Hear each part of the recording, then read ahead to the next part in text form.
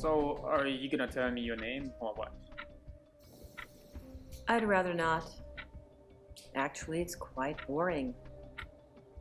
What's in a name anyway? You both know my name is not the reason you're here. You're right.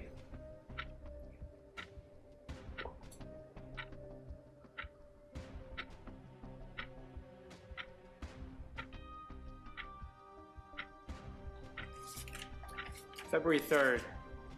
New England 13, Los Angeles 3.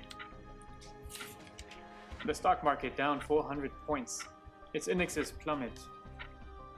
A tsunami hit Southeast Asia weeks before the rainy season, surprising meteorologists around the globe. Pretty simple gossip, actually. Sports scores, weather predictions, election results, and even murders. You told me these days, weeks, even months before you could have possibly known about them. I have been busy. You're right. I don't care about your name. I just want to know how you did this.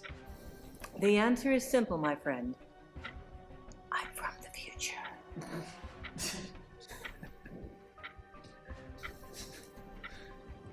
I can see you don't believe me.